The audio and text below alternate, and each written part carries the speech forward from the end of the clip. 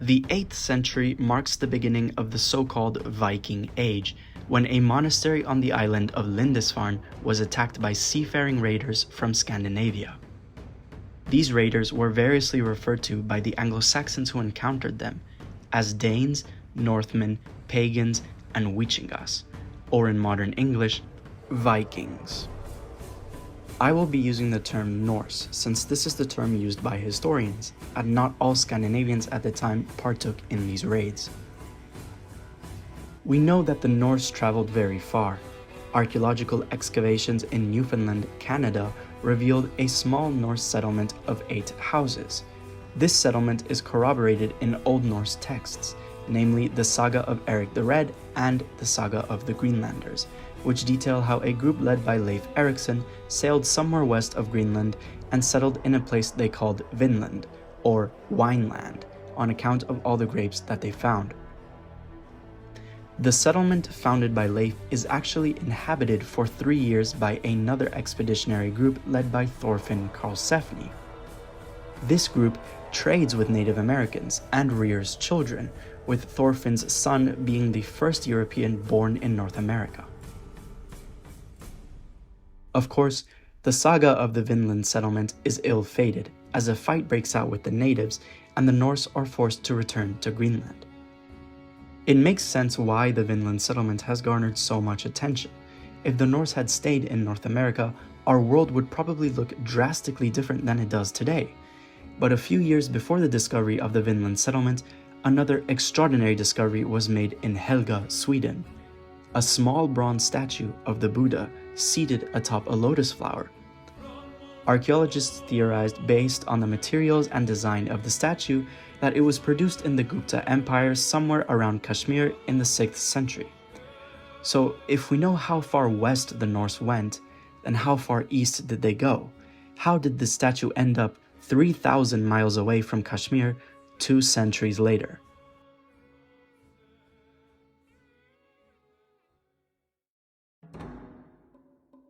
According to the Hypatian Codex, a Norse king known as Rurik was invited to rule over various Slavic and Finnic tribes, as internal rivalries would have led to conflict if they had chosen one of their own.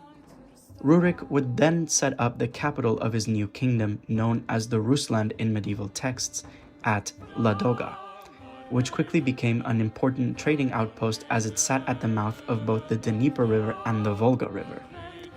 Rurik would follow the first of these rivers southwards, first to Novgorod and then to Kiev, with this last city becoming the definitive capital of the kingdom. Under Rurik's son, the Grand Prince Ingvar, the Rus would go further eastward, launching 2 major expeditions into the Caspian Sea. In order to reach the Caspian Sea, however, the Rus had to portage their ships through the land of the Khazars, a fierce, nomadic, horseback-riding people that had migrated there from southern Siberia. To secure safe passage, the Rus promised the Khazars half of their spoils. The Khazars accepted the offer, and the Rus sailed down the Volga into the Caspian Sea, raiding various cities of the Alavid Emirate and the Kingdom of Shirvan, including the capital city of what is today Azerbaijan. This is as far east as the Norse traveled that we have evidence for. Why didn't the Norse travel further eastward? The answer is simple: there is too much land.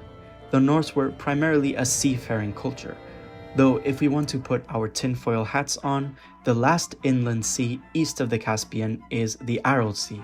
It is possible, though highly improbable, that a Norse trader could have sailed across the Aral Sea and into the Amu Darya River, which would have brought him directly to Kashmir. But we have absolutely no evidence of this. So, if the Norse stopped at what is today Iran and never saw the Gupta Empire themselves, then what middlemen did the Buddha statue have to go through in order to reach Scandinavia?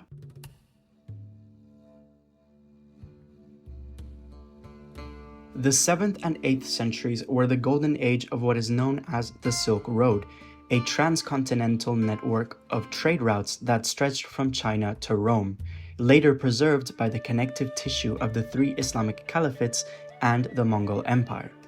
But no matter what empire served as the bridge between East and West, the most renowned merchants of the Silk Road were always the Sogdians. In fact, they arguably helped establish the Silk Road in the first place. They were so renowned that many states began to call merchants of the Silk Road, regardless of their ethnicity, Sogdians.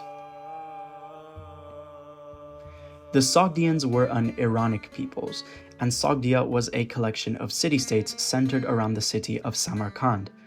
The people of Sogdia were highly multi-religious, including Zoroastrians, Manichaeans, Muslims, and, most importantly, Buddhists.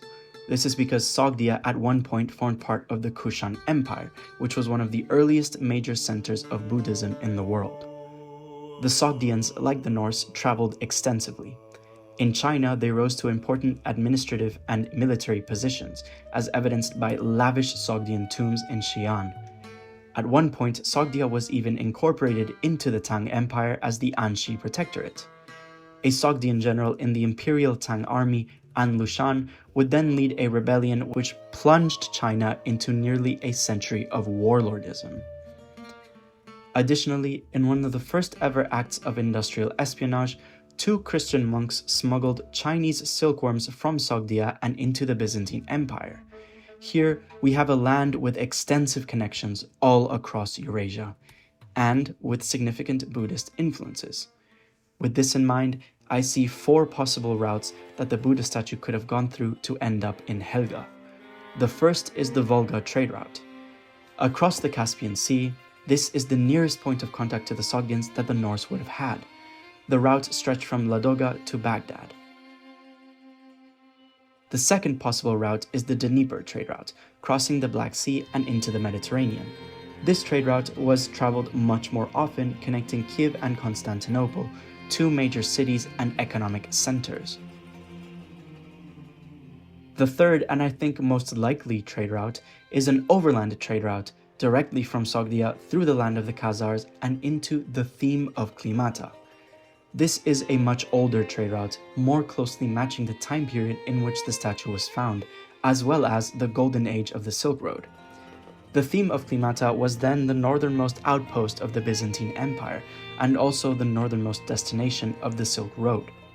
At the time, the Sogdians and Khazars would have both formed part of one massive empire known as the Onok Khaganate, meaning this trade route is the most politically contiguous of the 4 trade routes.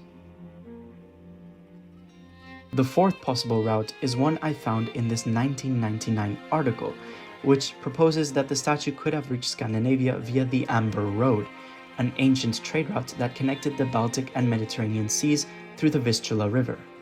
This theory is also compelling because not only does it match the time period, but it also explains other unusual items found alongside the Helgö Buddha, specifically an Egyptian Coptic ladle.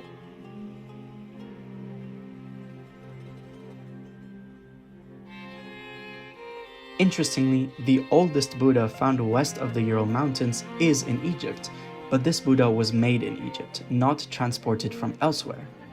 Still, these findings show that much of the world was interconnected even before the Viking Age, and we may have been underestimating the full reach of East and South Asian cultures.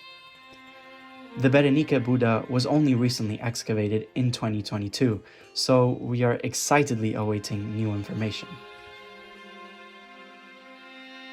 In the 17th century, long after the last Norsemen, many Buddhist Oirat Mongols would migrate out of Mongolia, fleeing conflict, and into the lands surrounding the Caspian Sea.